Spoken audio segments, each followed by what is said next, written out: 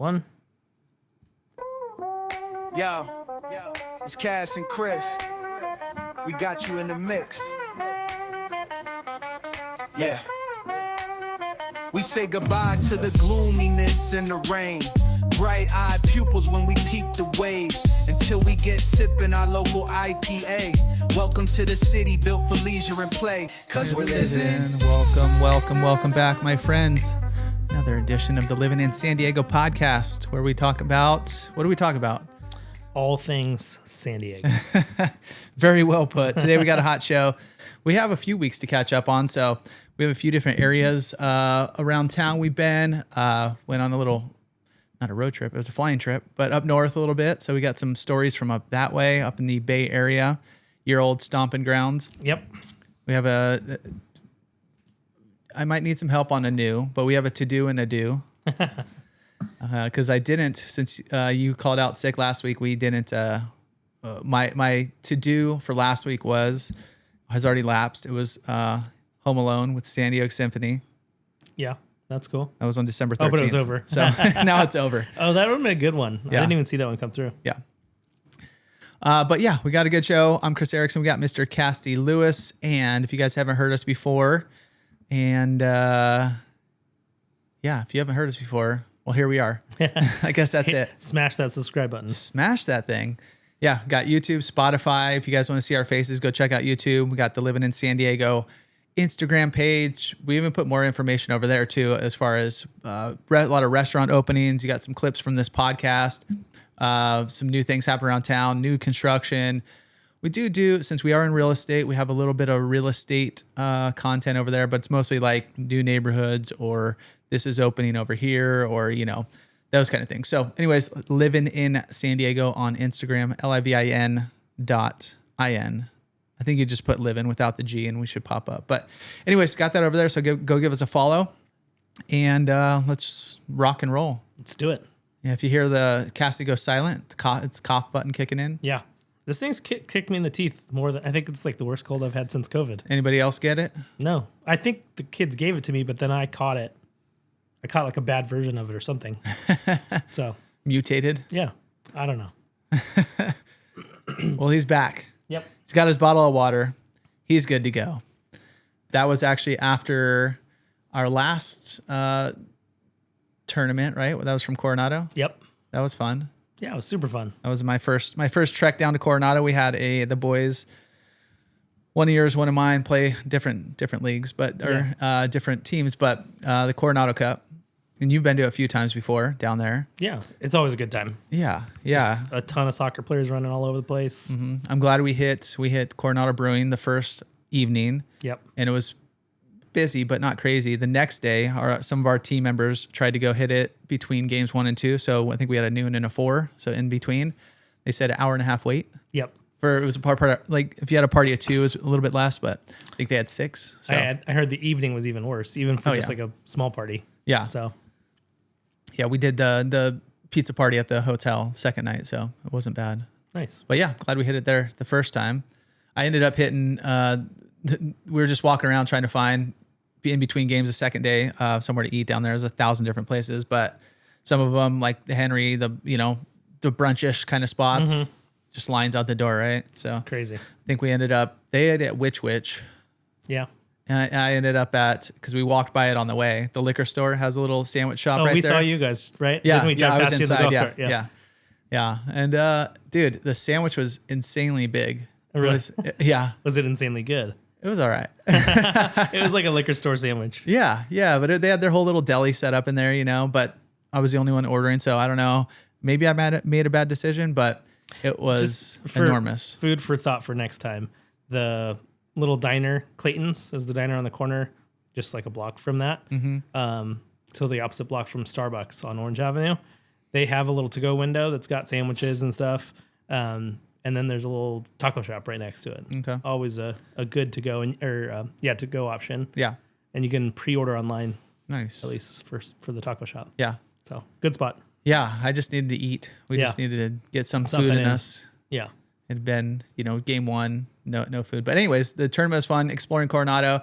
We had our game right on the water. Where were you guys? Where'd you guys play? On the park right there, right? Same. Yeah, we were on the different opposite- water. you're on the Bay yeah, Park. Yeah, we were on the Bay Park, Tidelands Park. So you have like the bridge coming down, Yeah. nice big park down there. Yeah, the views were gorgeous. The weather was absolutely perfect. It was really Sun nice. shining, but kind of chilly in the morning, but not too cold. So Yeah. it was great. It's perfect. Yeah.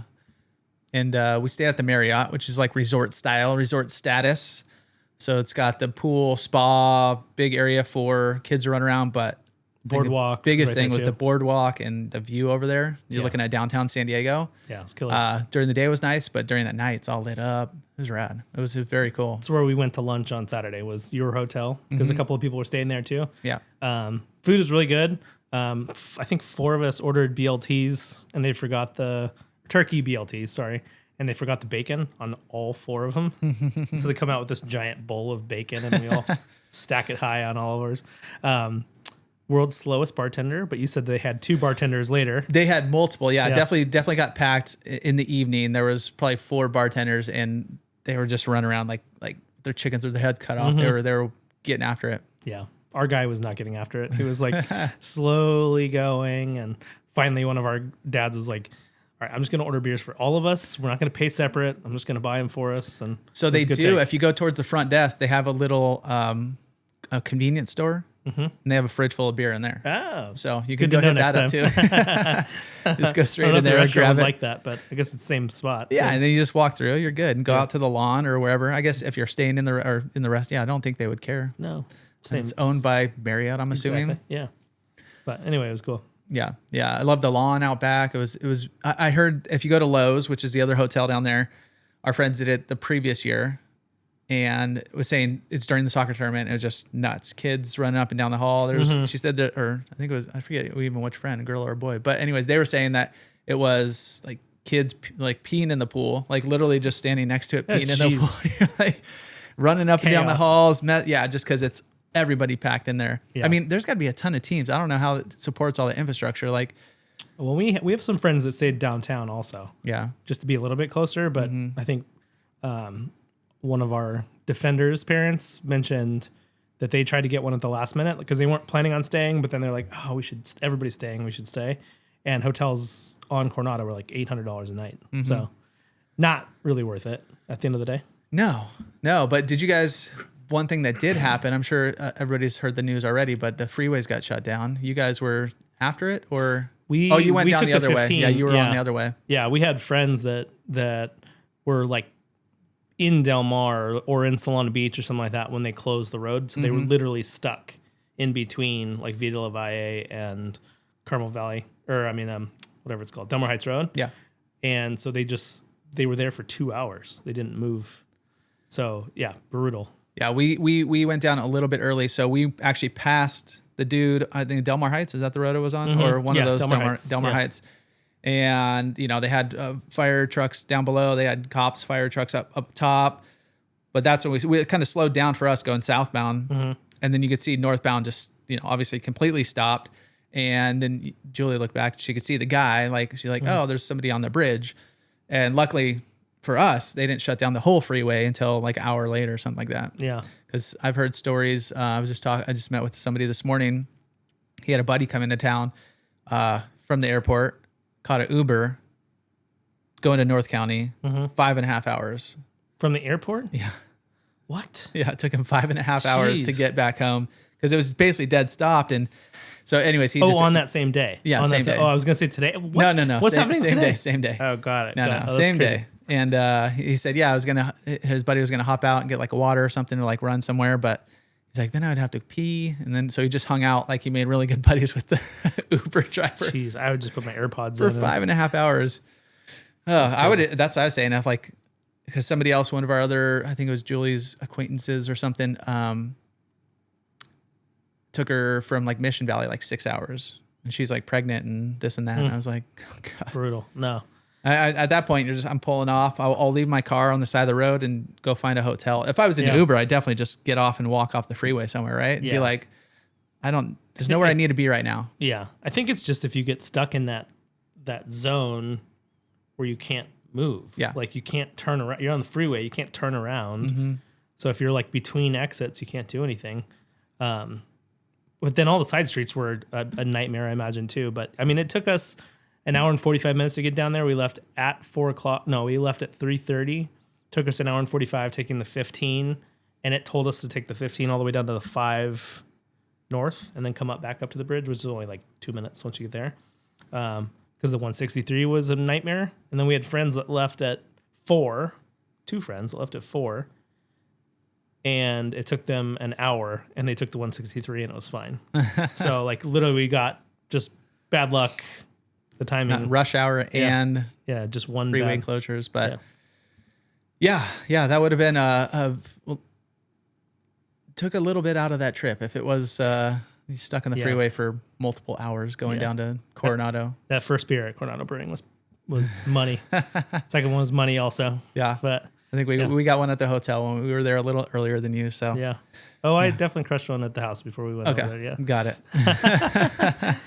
What did we go with Coronado? We went I think Weekend Vibes was the way to go. I got I do the Aloha Warrior one. You had that was your second beer. Yeah. Really, really good IPA. I was hoping they'd have like a little something. They did have like one hazy or something on draft that was different. Yeah, not like in a can that you find everywhere. But I was kind of surprised they didn't have a ton of kind of off the shelf options. Yeah. Alec, our buddy, did get the like porter or stout or whatever it was. Yeah. That was one that you can't get everywhere. Yeah, that looked good. Coffee I think it had coffee in it though. Yeah, I know. That's why you didn't get it. Do it. No coffee. Decaf. If you guys haven't heard us, we're decaf only here. Well, and the games didn't go exactly as hoped, but the team that Cam got smoked by in the first game ended up winning it all. So they definitely were probably on the wrong flight. Yeah. So we could because I was talking with my other buddy this morning about soccer and this and that, and soccer is huge here in San Diego, way bigger than it's ever been. But we could start a whole podcast on the youth soccer, politics of soccer, because he was even saying like they were out there this weekend and girls tournament, and they made it to the finals. The team that they played in the finals had 4 kids come up from the lower division or higher division, however you say it, higher division, come to their team, for the, I don't know if it's for the finals, but for that weekend. Yeah. No, we have it a lot. And you're like, yeah, that's maybe like one if somebody's out or go lower. Yeah. There's teams that just go there knowing that they're going to win a championship. So like the team that Cam's team played, they knew they were going to win it all. They had gone undefeated during the season. Until they don't. I mean, you never know. Something could happen, but the chances are slim. I've seen Mighty Ducks. Yeah. But the first season the boys played in Coronado, I guess it would have been 3 years ago, made it to the finals, played like really, really well. Yeah. And played better than I think they'd ever played before as a unit. Got to the finals, and the team was a Flight 2 or Flight 3 team playing Flight 4, whatever it would have been, and they smoked them. Like it happens a ton. Yeah. But you also, I don't know if you ever want to be that team where you go and just smoke teams. Probably not. I mean, doesn't seem as fun. I mean, you get a championship ring, I guess. Yeah, but I mean, I'm sure they've had multiple. Yeah, if they play it that way. Yeah, unless they just are like just on the edge or just getting whooped at, their current flight. Yeah. Well, see, that's what I don't mind that. I think it's more if you were like good at your flight, then you play down for a tournament. I think that's ugly. Yeah. So. Yeah, but it was fun. Yeah, we were on what was the field by the beach called? Sunset? Sunset, maybe? I think so. Yeah, so we were there Yeah. The first day, maybe not, but yeah, the first day we were there for actually the sunset. Mm-hmm. It was gorgeous. You're overlooking the beach. You got like ospreys flying over because the base is right base is there. right there, yeah. And it's like literally in that flight, like the runways like parallel to that. Yeah. Before games, got to go out to the beach, play a little beach soccer with Brewer out there. Yeah. It was perfect. It's rad. Yeah, agreed. One thing I saw, those houses, so there's houses right by the beach in Coronado, and the houses by that field are insane. First off, there's like 4 houses that are on the park that have gates to the back park. So that's like their backyard when there's not tournaments, right? But if you're driving up, you're like, is that a hotel? Is that a house? They're massive. Insane. Yeah. But just a little bit to the, I don't even know what direction, just a little bit away from that, there's houses, and then you have the road separating and then the beach. But on the other side, there's like 10-foot rocks. Going all the way down. Yeah. Like it just takes off your whole view from Yep, instead from of the looking first at the floor. beach, you're looking at. Do you know what that's from? I think it's also to protect if there's like a king tide or something like that. I think the giant rocks are like a. You think it comes up? barrier? That's a huge beach. Yeah, I mean, I don't think so, but I think it's just. I don't know. Maybe it's a deterrent from people like driving onto the beach. I don't know. It's one of those things. Yeah. It's just but who gnarly. knows? It's I don't just. know. I saw it in. I think it was in Florida too. They did something similar where it was like that, where you have like these beachfront houses. Obviously, these houses have second stories. A lot of them have rooftop decks. But if you like want to be across from the beach, you don't want to look at a ugly black brick wall. Not even brick. It's like black rocks or whatever. So, Yeah. anyways, that was kind of weird. But do you know? Oh, I don't know about the wall part. I was thinking more the actual giant boulders. Yeah, They're the like- boulders. Oh, okay. Yeah. Okay. Yeah, it just looks like a giant wall. Oh, okay, Like, yeah. and it's probably, I don't know, 8 or 10 foot high. Yeah. No, it's big. All right. Do you know the history of Coronado? I thought we would bring a little history into this podcast Oh, today. I don't. I guess I don't. Yeah, I didn't either. So before it was Coronado, it was actually 2 separate islands. So they had North Island, hence the name North Island, where the Navy base is. And then they had the southern portion that was connected to the peninsula. And so they had that whole area over there. There was like a little shallow waterway. It's called Spanish Blight. So like, I think in the 1700s, somebody came over and they'd use that as like a little port, the bay too, but a little port for whalers and this kind of stuff. And then they went to go like explore islands off. But dunes, marsh, shoreland, so undeveloped, right? The big purchase was in 1885 when investors Elijah Babcock and Hampton Story, they bought the entire peninsula. Guess how much they bought the entire Coronado Peninsula for?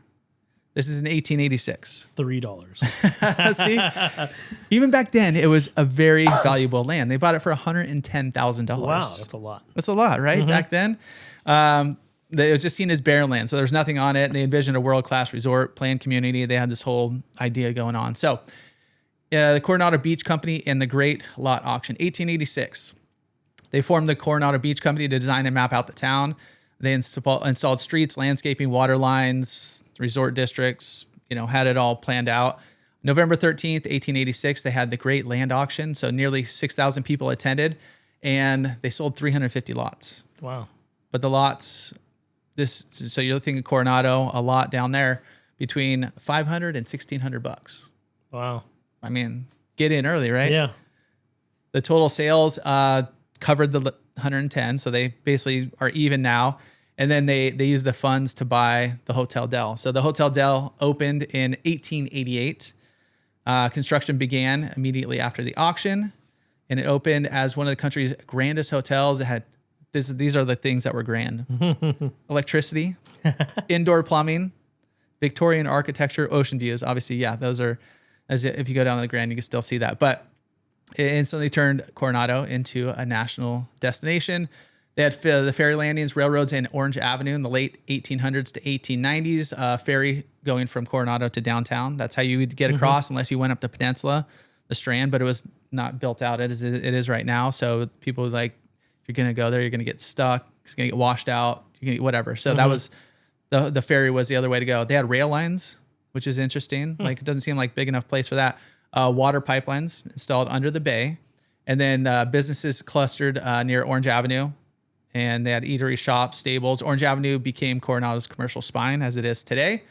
In the early 1900s, Spreckles, we know the name Spreckles, right? Spreckles Theater. Yeah. John D. Spreckles, he became a major figure in Coronado and San Diego. He owned the Del, the ferry system, the streetcars, the newspaper, a bunch of major real estates. He built It's like Roger Rabbit all over again. Yeah. He had built an Italian Renaissance mansion from between 1906 and 1908 overlooking Glorieta Bay. The mansion now is the Glorieta Bay Inn. Oh, wow. Yeah. That's where we stayed on our, I guess it was like our mini honeymoon. We went down there for a night and stayed in the suite. And it's got the actual safe in there still. Oh, that's it's got cool. this huge balcony overlooking the bay. It was pretty sick. Rad. It was a pretty cool little spot. From 1900 to 1939, there's a massive tent city. So there's a massive beachfront resort south of the Del. They had tents, bathhouses, ice cream stands. This sounded like a good time. A dance pavilion. Wow. So it's like all the the plebeians, like just the normal folk, like, yeah, dude, I'll move out there. Build some tents. It's like a Burning Man, I guess, back in the day. And it was popular with families who stayed the whole summer and operated for over 40 years. So it's kind of like beachfront camping, but also like a resort. Time, kind of like the new, like if you go get a yurt right now, glamping. I guess it was glamping. Yeah. Crazy. 1892. So we're going back a little bit. Do you know what happened in 1892? No. Kate Morgan checks into the Dale under an alias. Oh. Found dead 5 days later under mysterious circumstances. It was officially ruled suicide. Unofficial theories sparked a long-running ghost legend. Do you know what room it was? What room became famous? Chelsea Didn't you go there? Chelsea. All right, Chelsea, chime in. But Chelsea stayed in it with her dad. That sounds frightening. You were telling me that before. And the La Jolla, what's the one in La Jolla that you guys have stayed at, that I stayed at? Colonial? Colonial. It's kind of like an older one too. Yeah. That's supposed to be haunted. The big white one with the 1908. Yep. Supposed to be haunted too. Even just reading that, I was like, I don't know if I want to stay there. But you staying in the room is even freakier. Yeah. Room 3327 became famous for reported activity. So the 1911, the birthplace of naval aviation. So Glenn Curtiss established America's first naval aviation training on North Island. Early seaplane flights, carrying landing experiments and major aviation tests. That is obviously still there. Glorieta Bay Mansion becomes an inn in the mid-1900s to 1975. After Spreckles' death in 1926, became a guest house, later known as Millen Manor, and renovated in 1975 to become Glorieta Bay Inn. Before the bridge, there were only ferries from 1800s to 1969. They were the only ways to get there for cars and people.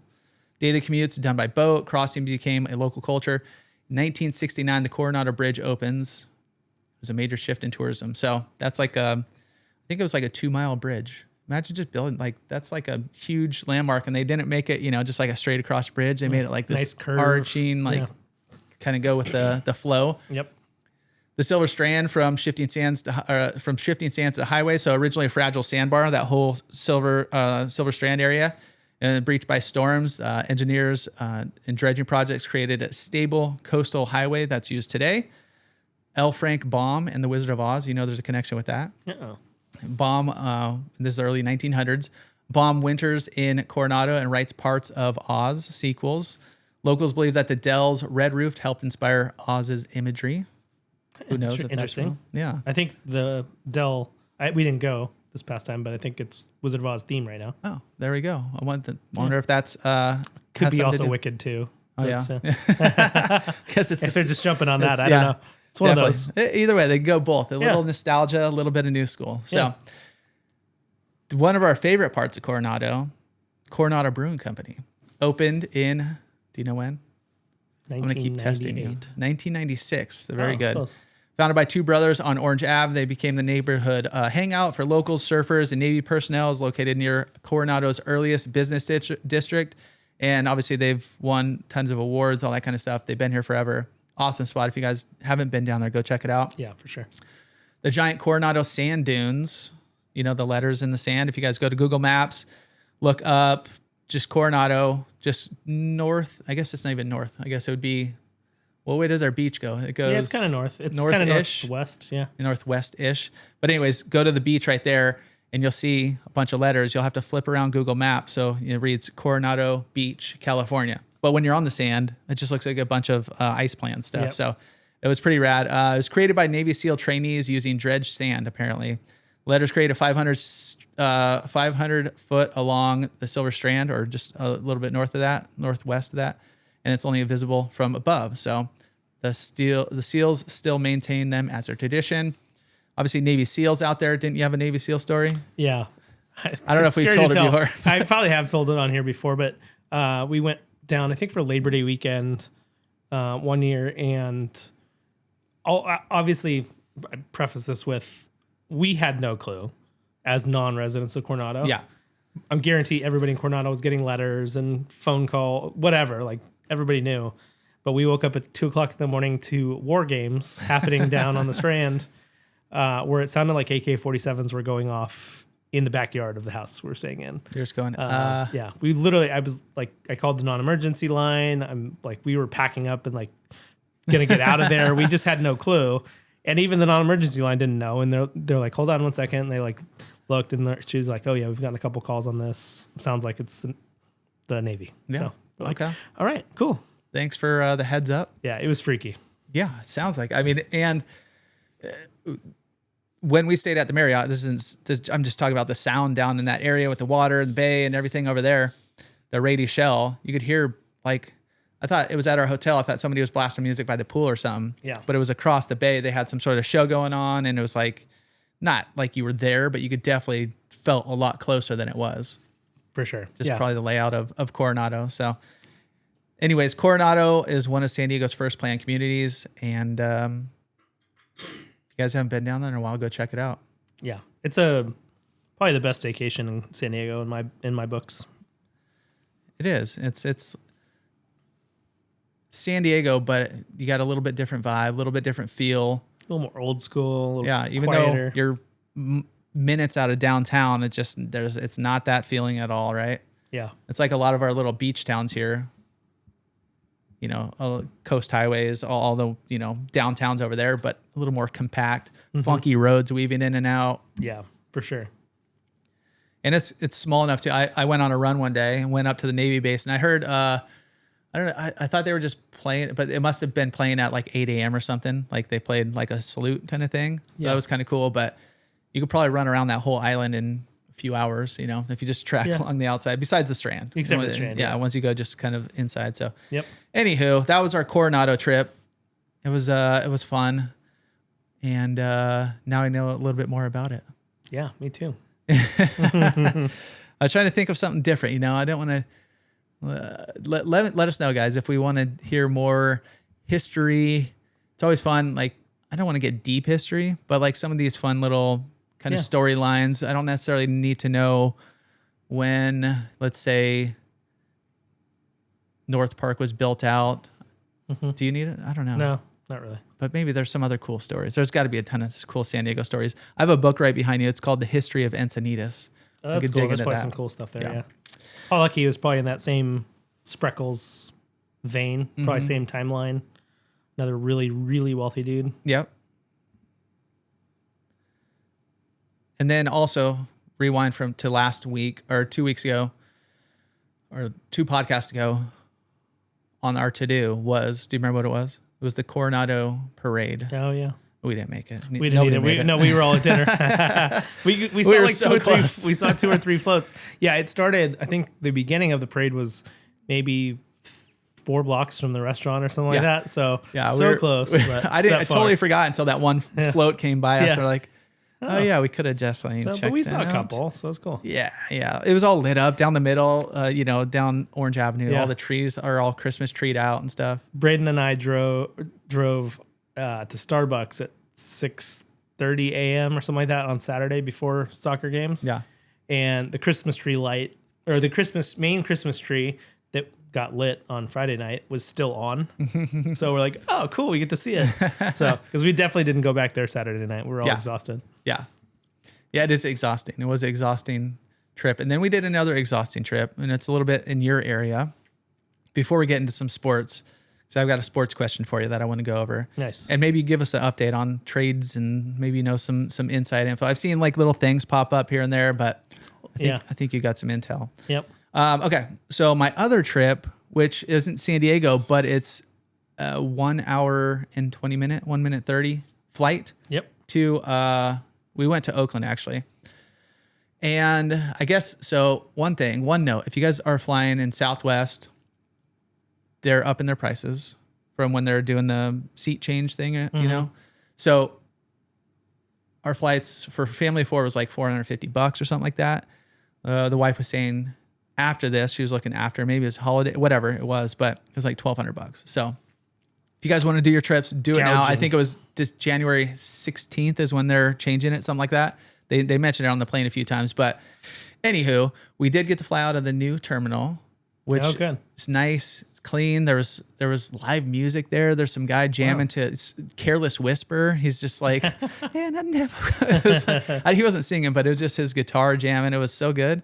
And we were sitting at Novocientos, which is Tony Hawk's. He actually did it. It is open in the airport. It's like a Mexican food restaurant, kind of Tony Hawk themed out. If you look at the top, there's like half pipes, as decorations, and it looked like actually good food, but we didn't. We just got some beverages to go.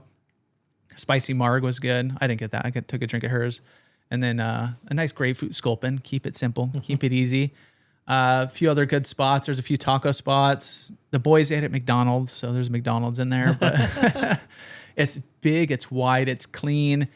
We were there on a Thursday, so it wasn't too busy, like as far as terminal go. But do you remember the old Southwest terminal? It's like tiny. You're packed in there like a little sardine. Oh yeah, the little circle bar in the middle. This is totally different. So it's a little more enjoyable. Nice. Yeah, good.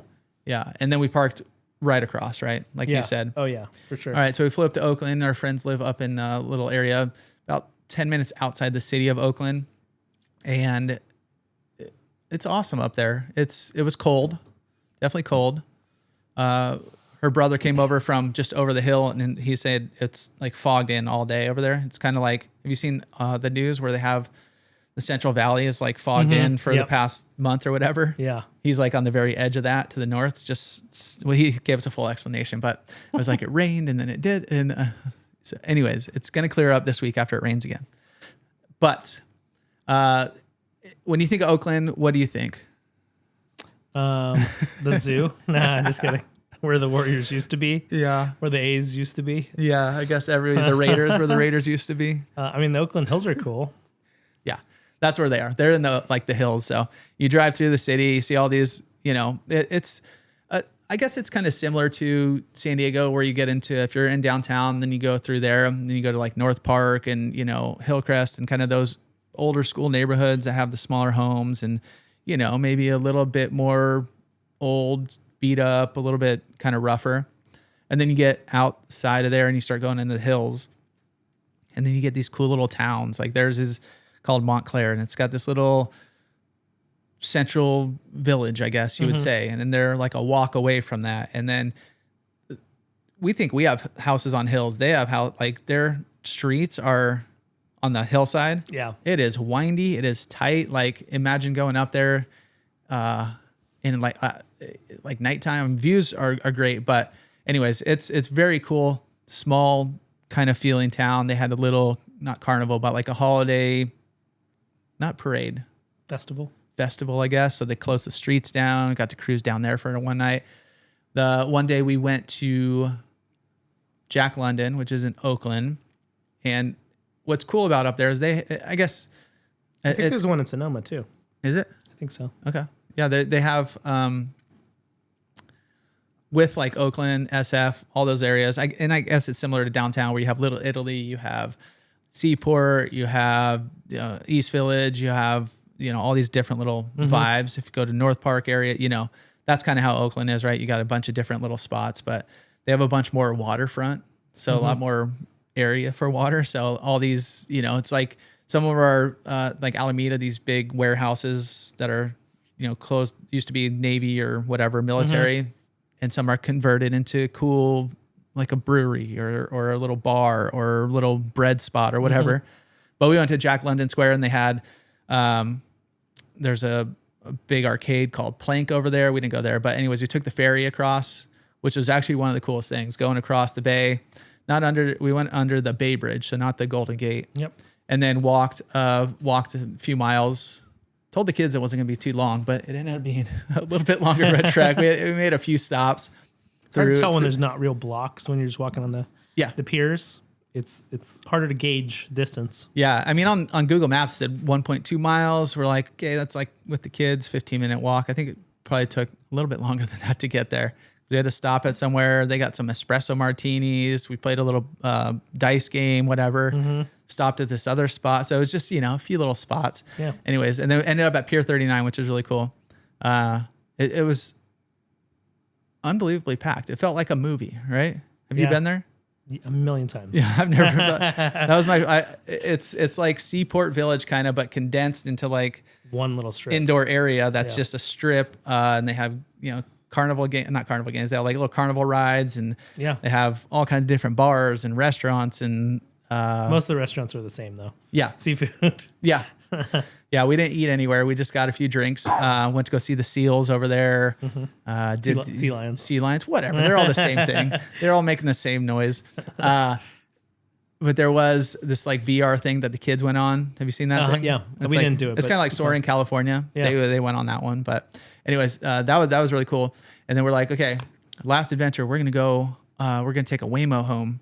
So yeah, you did that. yeah, we like ordered a Waymo, Pier 39. Back to the ferry landing. Yeah, because that's where we parked over there. So we had 9 of us. So we're like, all right, 2 Waymos. So we book them. We're standing at like the little area, right? They hit each other. No, they didn't. Just kidding. So we're standing there. It's like a normal where people are dropping people off and this and that. We're like, we got to be here. And then Julia had one of the apps. Phil had the other app. And they're watching. They're like, I don't think they're coming here.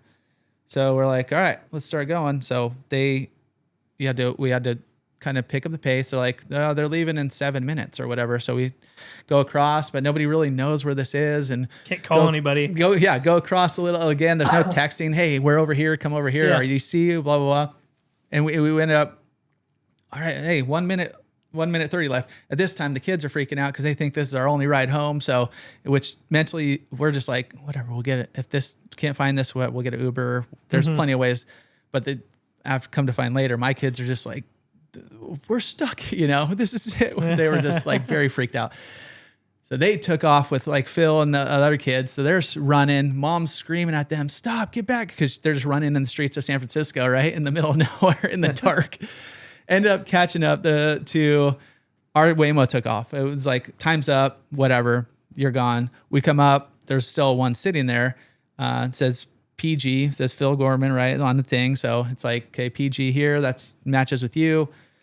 We're like knocking on the window, everybody's like freaking out. The kids don't know what's going on, trying to get in. And the pickup spot says it's like 20 feet ahead. So it tells you, I don't know if the car was beeping or it's saying it's going to move. Because some people are in the front, like trying to figure out how do we get in this thing. Nobody could figure it out. So anyways, all right, back on the curb, everybody. It takes off, pulls in 20 feet ahead, still says his name on there, and he still couldn't get in. Gives you about another 3 minutes, and it's like, all right, later. So now we're just like, okay. Well, that was a failed experiment. Everybody's like, cancel the Waymo app. Brewer hates Waymo now. It's like his least favorite thing. He's like, did you cancel it? Did you cancel the app? So yeah, not the best experience, but we'll be willing to try it again. Not at like a tourist spot. Yeah, maybe when you're not in a hurry too. Like, well, yeah, we weren't even in a hurry. We just, yeah. I don't know. The kids were mentally. Yeah, they were definitely in a hurry. And there's some in San Diego now, by the way. So if you guys are in San Diego, give them a try and let me know how it goes. That glaring recommendation from you. I was hoping for a good experience and, kind of cruising down. I mean, it was a mile, like I said, from here to there to get to where we needed to be. Mm-hmm. And yeah, bummer. Turned into a little bit different experience, but we made it home. Uber, it was SantaCon, so getting out of there, it took like 30 minutes to get back to the bridge. It was like a long trek back. So I'm glad Uber or the Waymo would just been sitting in traffic the whole time going. But anyways, we made it back home after a while. But yeah, anyways, cool little trip up there. So yeah, it's our apartment for 4 years was maybe a 12-minute walk to Pier 39 or to that kind of area. Yeah. Maybe 20 minutes to Pier 39. But so we spent a lot of time over there back in the day. Do they have like a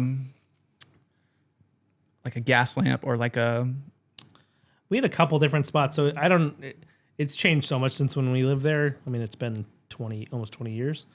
But Chestnut was one main street that had a handful of bars, restaurants. There's a sushi spot we loved, but a bunch of really cool spots. And then Union Street. So this is all kind of like the Marina District, Pack Heights area is where we lived. And Union Street was another one with like, they had, I think it's gone now. I think it was called Beetle Nut, which was this like really good Asian fusion restaurant. Left at Albuquerque, I think is gone now too. It's definitely gone from San Francisco, but I think it's it was a chain before. I think it's all out of business now. Yeah. But yeah, Been there's some changes in the last yeah, 20. yeah. But those were like the two main drags near us that were kind of, what would I compare them to? Kind of like Carlsbad Village, maybe just like a couple of streets of like cool restaurants and bars. But yeah, those were our hangouts, and then you could go to downtown, but we didn't often go to downtown for restaurants and stuff. What's the building with the clock on it? If you're looking, I guess, I don't know, from there maybe towards the bay. Is there one with a clock or a market or The giant one, maybe like the tallest building? No. Like looking back towards the water. If you're at your apartment, you're looking towards like the Bay Bridge. Oh, like where is it where Ghirardelli is? I don't know. I don't know. I don't know. I can't think of where it would be. What's that big tower up there? Coit Tower. Coit Tower, yeah. They all wanted to walk to it, but I heard it's pretty cool. We didn't make it up there. I've only been at the base. I've never gone in or anything. Yeah, I think that's what they were saying. Like, go up these stairs and follow these little paths all the way up, and then like looking at it's not cool, but once you look backwards, you're like, oh, that's kind of cool. Yeah, there's a bunch of cool like landmark things too. The Exploratorium, which is a little bit further west from where you were, is really cool. It's like looks like a building out of like Athens or whatever. Yeah. Lombard Street's right there too. Lombard's all kind of in that main thing. So the zigzag. Oh, that was close street. to us? Yeah. Oh, that would have been cool to see. Taking the Waymo down that would have been rad. But yeah, that whole little section has a lot of cool, like they also have some like warehousey buildings in the marina too that are kind of like what you're talking about in Alameda. Yeah. Where they have like, it's less like restaurants and bars, but more like they'll have like a, not festival, but like a show we went there to one in like it was one of the piers. I don't know which pier. And it was I think it was on the San Francisco side. And it was like a wine festival. Okay. At the ferry building or no?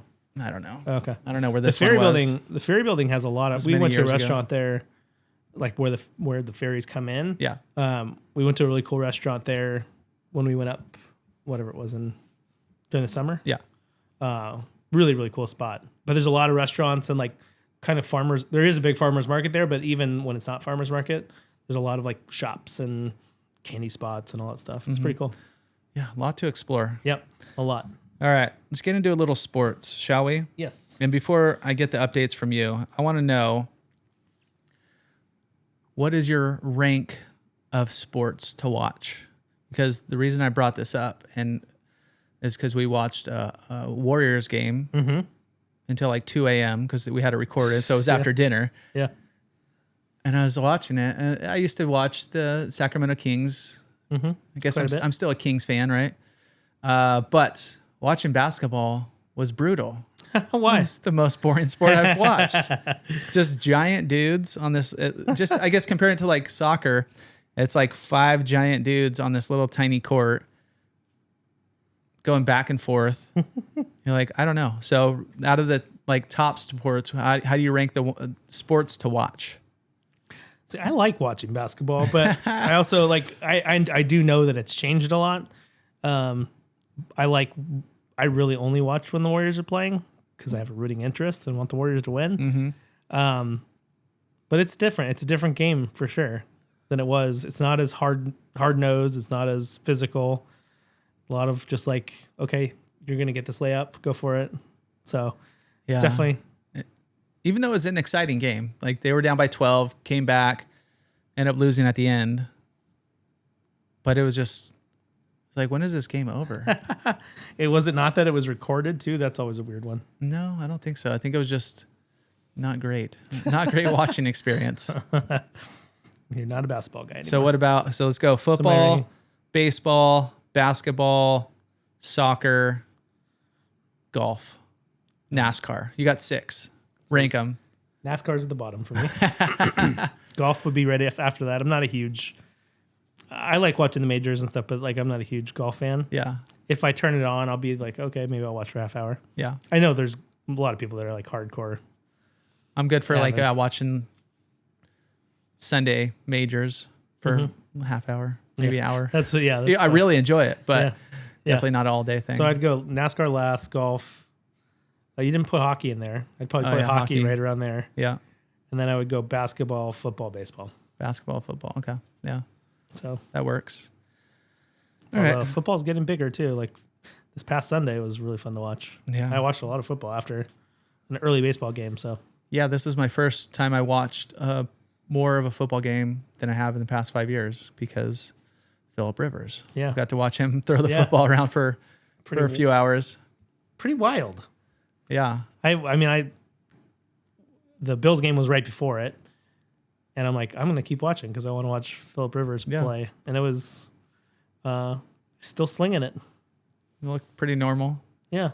It's funny. He just came on after not playing for 5 years. I'm sure he's like throwing a football or something, but I think to and then kids, like come on the practice. Like yeah. I guess. Yeah. Come on the practice squad on Tuesday and then start an NFL game on Sunday. That's wild. Yeah. Is he going to continue to play since now they're kind of have much lower chance to make the playoffs? It wasn't that like a make or break kind of thing? I don't know. I think they still have a very. I don't think they're eliminated. They're not out. Yeah. No. I just saw it was like if they win, they have like a 43% chance to make the playoffs. If they lose, it's like a 12% or something. Yeah, it's down in the teens. Yeah. I don't know. I mean, they're the backup to the main quarterback had a knee issue. Okay. That's the reason that Phillip ended up starting. So I don't know if once that guy's healthy, maybe then that guy plays instead of Phillip. The backup quarterback, and you're like, all right, I got my chance. And then they're like, hey, Phillip, you want to come play? Yeah. No, he got hurt. Okay. Yeah. That guy got hurt. So it's not like they're stepping over him to bring in a 44-year-old. Honestly, I think Rivers would be perfectly fine if that guy got healthy and was like, okay, I'm ready to play. Yeah. He's like, all right, now I can retire again. Yeah. They did say it will restart his Hall of Fame clock. So I thought about that during the game. I didn't hear them talk about it, but I'm like, probably does. Yeah. Is it 5 years in the NFL too or no? Probably. I don't remember. That's what MLB is. Yeah, it'll restart that. He doesn't But it'd be a care. good story. Yeah. Yeah. He said his crew or his team was watching when they had a watch party or whatever. Yeah. They kept showing it. It's cool. So real quick, what are we're in the baseball off season, but what have we heard? What's in the works? I know manager meetings were just wrapped up was it manager meetings? GM meetings. Yeah. Winter meetings. Yeah. There we go. Not a ton has happened. I mean, the big ones would be Pete Alonso signed with the Orioles. Orioles are making a push to be a real thing. Dodgers signed Edwin Diaz, so they have a closer just because they didn't have enough pieces in their bullpen. Yeah, add somebody else. But otherwise, like Diamondbacks re-signed Merrill Kelly, which is one of the ones that I was hoping the Giants would go for, like that mid-level starting pitcher. Yeah. But that's pretty much it. It's been pretty quiet. Braves re-signed Ha-Seong Kim, if you're curious. Okay. Trying to think if there's any other big ones that we saw. I don't think so. Who was the dude played for Arizona, relief pitcher, throwing like, now people are like throw 100 pretty regularly, but he throws gas. What's his name? I think it was Arizona. I don't know. Big dude. Oh shoot, what's his name? Come on, we got to figure this out. A relief pitcher? Aroldis Chapman. Oh, Chapman. Was he Reds or where was he? He was Reds. He's been on like 10 teams. Okay, but he just re-signed with the Yankees. I don't know where he was. I just saw him. He re-signed with somebody. I saw something on Instagram, him warming up or just kind of like playing catch in the front yard, or the front cul-de-sac actually. Yeah, with I don't know if he was still playing, but he signed somewhere. Just showing like he just had his arms were giant, dude. Yeah. Like he is big, dude. Throwing gas. He also it seems like he's been playing forever, but he started like super young. Yeah. So like he has had like he's got to be like 18 or 19 year career. Yeah. But I don't know. I'm not sure where he ended up signing. I saw it come through, but I'm not sure. Come through on the wire. Yeah. Tigers signed Kenley Jansen. Who cares? Yeah. I mean, there's a whole bunch of just like kind of little ones. Yeah. Well, hopefully we have some better news for you guys next week. Yeah. I mean, there's a lot of like trade rumor stuff. I mean, the big thing that I'm watching is who the Japanese pitcher Amai signs with is going to be the big kind of splash. He's like the biggest free agent starting pitcher of the season. Yeah. He's never played in the big leagues. No. So I'd say probably in the next week or so. Yeah. Before Christmas, maybe. All right. But who knows? He's the guy that wants to beat the Dodgers. Like, So he's not going to join the Dodgers? Nope. Supposedly. He'd rather beat them than be on that team with them. Come to the Padres. Yep.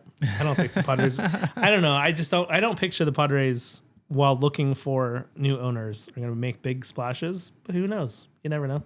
You're playing with house money, or Preller. Just, somebody else's just money. Throw it out there. Yeah. Who cares? Yeah. Get it cleared. You're good to go. Mm-hmm. We'll see. Yeah. Not great timing on that. No, not the best. Like when Tatis is in his prime. Unless they just get it done, like sell them by a process. No, get it done by like March. And then you could just kind of start the season and not have a full Don't you also think that they were thinking about it last year? Like once Peter died, yeah, probably. They're give him one more year. Yeah, they're just probably like, well, let's just let it cool off a little bit. Mm-hmm.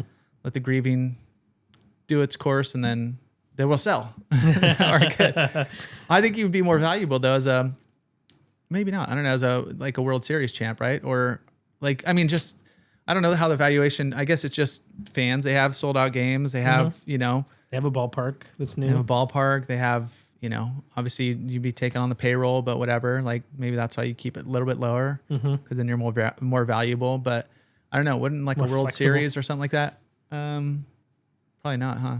No. I guess it just brings in the fan. If they won the World Series, then next year you're guaranteed to have a whole ton of sellouts. Yeah. That kind of thing. But I don't know. All right, let's get into new to do and Adieu. So this new, I haven't even read this one because we had to switch it up, like I said. You just found it on the fly, huh? Yeah, we got it. All right, the Brant, Huntington Beach's popular coastal restaurant is expanding to San Diego with a new Encinitas location. Oh. So the Brant is a coastal California restaurant that made a name for itself in Huntington Beach, is officially expanding to a new Encinitas location set to rise in the former beachside bar and grill site. So you know how they've been building out beachside for the past 2 years or whatever? I've always wondered. I thought it was just going to be beachside again, but apparently not. I thought it was owned by the same people that own Pacific Coast Grill and House of what's the venue down in Solana Beach? My brain is still belly up. My brain is still just a little bit foggy. It could have been. I don't know. Maybe they sold it, or maybe they're just building it. That maybe they own the land or something. Build that building, and now it's a beautiful new building, rent it out to somebody else, like how they've done a few of those downtown Encinitas. But the opening marks the fourth restaurant under the owners, growing hospitality restaurant. It includes Mahi in Seal Beach and both Ola Mexican Kitchens in Huntington Beach and Long Beach. So nothing down here yet. The Encinitas project is the group's most ambitious yet, replacing the former beachside bar and grill with a modern mixed-use development. So yeah, probably apartments on top. That will feature roughly 6,500 square foot ground level floor dining, 1,500 square foot rooftop bar. That's kind of sick. I don't know if there's any rooftop bars in downtown Encinitas. Not that I've. Maybe? No, I don't think so. I don't think so, yeah. Additional commercial spaces in the building are expected to host small fast casual tenants such as smoothie or sandwich shops. Construction is expected to begin within the next 1 to 2 months. So I guess once they build that out, right? I was thinking beach house, not beachside. Yeah. Beach house down by Pacific Coast Grill. Yeah. That's what I was picturing. Oh, yeah. Isn't this one? This is the one I'm thinking of, right? This is the one that they ripped down? Yeah. By, what's the Italian spot right over there? Truly or whatever, right around the corner or right on that same block. Yeah. Yeah, I think that's the same one. So, targeted opening window of late July to early August. So that's obviously the main construction of the building looks like it's almost done. But the Encinitas will draw heavily from the Brandt's original Huntington Beach menu, which blends coastal California cuisine with steakhouse style entrees and seafood specialties. Expanding the kitchen space into a new build will provide additional room for menu growth, yada, yada. But yeah, it looks like, beverage, craft cocktails, coastal inspired drinks, curated wine list, local beer selections, all kinds of stuff. We're looking at late summer. Cool. Who knows? It's in Encinitas, so it could be late anytime between here and 2028. So we have some time there. All right, let's get into some to do. Much to do about nothing. And you got to get these ones quick because if you guys don't know it, Christmas is next week. What? It's a week from Thursday, huh? I didn't realize that till we were talking about. The boys have like a little countdown that they have to like erase the little mini whiteboard and write how many days. And today was the first single digit. Wow. So crazy. That's a lot. That's getting there, guys. Happy Hanukkah, by the way. Yeah. What's today? Day folks? 2? Day 3. Yeah. Okay. Yeah. How many days? 8? 7? 8. Yeah. 8 crazy nights. Isn't that little Sandler? To do. All right. This is Sip, Sparkle, and Celebrate, North County's must-visit holiday pop-ups. You might have visited one, or you were close to one. So North County, obviously we're in Christmas time, holidays, of course, New Year's, all that kind of stuff. Now this first one is not in North County, but the Frosty Saddle in Estancia, La Jolla. Oh. If you want to go saddle up for the season, the Frosty, where Mustangs and burros transform into a twinkly cocktail-forward holiday hideaway. So it's from opens November 15th going, so Estancia La Jolla, North Torrey Pines Road. So let's get into a little bit of North County. Winter Wonderland at Brickman's in San Marcos. Do you know where Brickman's is? Mm-hmm. Yep. It goes full North County festive with its over-the-top Winter Wonderland makeover. We're talking twinkly decor, cozy vibes, and a cocktail menu that reads like Santa's secret bar list. You know, everything that I'm reading these days, anything written, just sounds like crazy, like AI. AI wrote it. Yeah. Everything, right? Like all the cozy, like twinkly decor, cozy vibe. Like, I hate it. It's so annoying. Like, it's like, dude, come on. You guys somebody could, I mean, I don't write anything either, but I use it as well. But you also just get rid of when it says twinkly. I do. You'll say, hey, a little less foo-foo, please. Yeah, I say not as colorful. Not as colorful. Make it more casual. Like, don't use AI words, that kind of stuff. It's like, anyways, this is nonetheless Brickman's. They have family friendly and cheer heavy. It's a kind of spot where you can bring the kids, order something spirited or spirit free, and instantly feel like you've stepped inside a holiday movie. Walk in for the bar experience or book a table outside for the dining room, full wintry night out. So November 28th through December 31st, Brickman's Restaurant Bar at 1750 San Pablo Drive. Have you been to this one, Blitzen's at the Omni? No, I think it's new though, isn't it? It might be. I think it is. Well, I don't know. It says Blitzen's returns to Omni maybe. Acosta with its signature cocktails, sleigh energy, a full decked out Christmas pop-up bar glowing with ornaments, twinkle lights, and plenty of holiday sparkle. Exclusive creations from world-renowned mixologist Julie Reiner. And this is classic technique meets playful, over-the-top seasonal fun. So it's November 13th through January 2nd, Thursday through Saturday over at Omni La Costa. Is Audrey's a restaurant in there? It says Audrey's. Omni La Costa Audrey's. Maybe that's the main hotel restaurant. Okay. Right next to Bob's. Yep. And then you have Barbarella in La Jolla. So if you want to go a little bit further south, you have Holidays at the Hut in Hamburger Hut in Encinitas. Basically, they're decked out. You could sip a Locadian Old Fashioned with its torched cinnamon moment. Get festive with the Grinch and be sure to swing by for the first ever Holidays at the Hut, which we just missed. But it has Santa photos. But now through the 2025 holiday season, 'Tis the Season Tavern in Rancho Bernardo wraps up the holiday resort with holiday cheer. It is November 28th through January 1st at the RB Inn. Nice. Cutwater Winter Lodge in Miramar. So if you guys want a little bit pop-up fun, right here in San Diego. Nice. Mostly North County. I've seen the Blitzen's one on Instagram a whole bunch. Looks cool. Looks fun. If you like the holiday cheer, I just finally turned on 96.5. Last year I was really into it. I listened to it like December or whenever, like right after Thanksgiving, right? Is when it usually pops on until now or until after Christmas. But I've had to like really push back this season. Yeah. With my Chelsea and the boys started like the week of Thanksgiving. Yeah. And I just started like last week, and I'll go like for like a 30-minute car ride. It's okay. And then I need to change it up. I don't know. That sounds about right. Once you go 30 minutes, keep saying my Christmas spirit's not high this year. I don't think that's the case. I think I'm just like the music, it's the same over and over and over. Yep. Different versions. So, yeah, different versions. If you haven't watched the new, I think it came out this year, the Jonas Brothers Christmas special.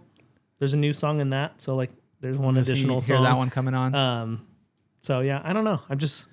I'm really excited for Christmas. I am really excited for the day after Post-Christmas. Yeah. We'll report back. Yeah. But yeah, just interesting. Yeah, I don't know. There's definitely, I don't know. It's been nice out, so maybe was last year like a little more dreary. I don't know. Yeah. It's always, not always, but a lot of times it is like this. Beautiful. So we also usually get our Christmas lights installed like Oh yeah, middle of November, and this year because of the rain, it got pushed till like December 8th.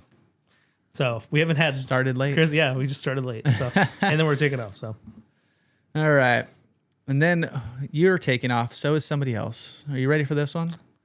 yep. Belching Beaver. Oh no. They're only searching for a new North Park site. So they're shutting down one of their spots. Belching Beaver's still here, guys, but we're saying goodbye to its North Park tasting room at 4223 Never been there. 30th Street. So while the tasting room is set to close next year, the company is actively seeking a new address in North Park. So they're not going to be going far. They decided not to renew the lease, which we've seen in a lot of places, not renewing leases all over the place. There's a lot of greedy landlords right now. Yeah, there was another place I just saw too. I think it was like, there was a yoga studio in Encinitas. There's other restaurants. Who's the one that we just said that's closing? Oh, Encinitas Ale House. Mm-hmm. Yeah. So anyways, they decided not to renew the lease of the 2,500 square foot space due to significant parking issues in the area following the installation of new bike lanes. So, which I saw it on the news and stuff where they put in bike lanes and it's basically like getting rid of parking spaces right in front of businesses, which is kind of a bummer. Big time. But anyways, they're looking for a new space down there. So you could assume they're going to have another North Park space probably next year or something like that. But it originally opened in 2013 during the early stages of the neighborhood craft beer expansion. At the time, there was only two other breweries operating in the area: Poorhouse Brewing and Thorn Street, both less than a year old. So Belching Beaver helped shape what eventually became the largest concentration of brewery tap rooms in San Diego. Down in North Park, there was another. I don't know if I went to Belching Beaver, but there was another one down there, and it was right next to this area. It's not down there anymore, but it's called Shaper's Studio, and it was a really cool concept where you go down, and it's a full board surfboard. You get to build your own board. They teach you how to shape it. It's like 2 or 3 sessions, like an hour or 2 hours each, whatever. They actually had beer in there, so you can have a beer while you're doing it too. And the guy will show you how to shape one section. You shape the other. Once you're done, they glass it. Boom. And so it's like you get to do the easy part. They do all the hard part. It was like $600 for like a full brand new board. It's still the board I ride today. Now I'm kind of, is it the best board? Oh, no, but I made it. Half of it is. Half of it's solid. On lefts, it's great. On rights, it sucks. But anyways, Belching Beaver is going to find a new spot coming up in the near future. So goodbye to one. Hello to the other. And then for Cassidy. Yes. All right. If you, 20 years from now, could give you a piece of advice today, what do you think you'd say to yourself?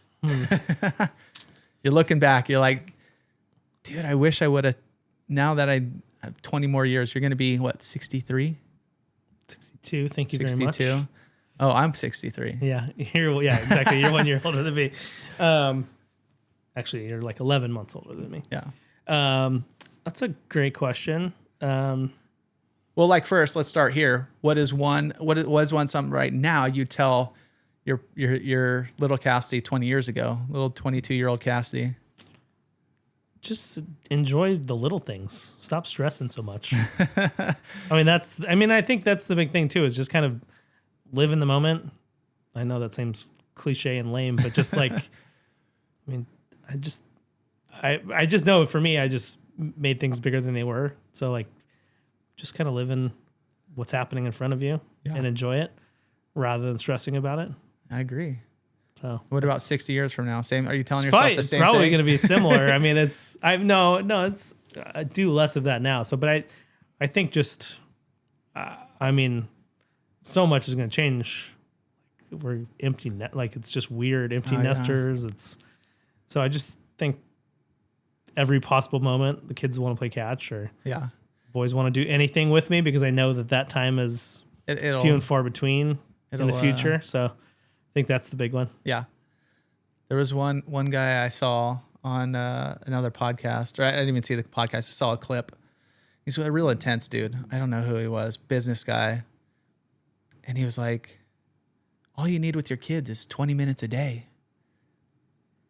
And somebody was like, he's like, yeah, after 20 minutes, your kids just don't want to hang out with you anymore. And you get everything you need, because he's very structured, and it was like his life and business, and, I got to focus on this. And I do need to be a dad and that, but I'm not saying he's a bad dad or anything. It was just funny. And he's like, and the other person commented on it, is like, do you think he's just a bad, like, you think your kids just don't like you? There's like 20 minutes dad, 20 minutes is up. Yeah. I think if you're going to be that structured, I think kids would be like, I don't know. Yeah. It's different lives. It's like we're driven, but there's levels of it, right? It's like focus driven to get to the top rank of whatever, the end that there never is. I think we're more balanced, I think is the correct word. There we go. Like keeping the balance, I think is it's important to me. Like, yes, Agreed. there are people that are not like that, but like, I don't know. I made changes in life to be able to spend more time with my kids. And I mean, we both have a career where it allows us to take kids to sports. And I think that I wouldn't change that at all. Yeah. Yeah. It's, whatever the saying is, like when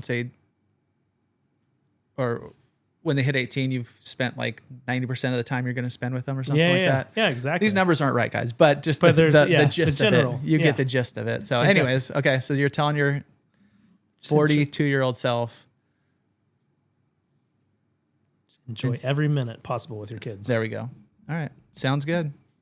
Let's rock and roll. On to the next one. We'll catch you guys all next week. This is the Living in San Diego podcast. If you guys need anything, hit us up. Hello at Living in San Diego, LIVIN in San Diego. We'll catch y'all next week.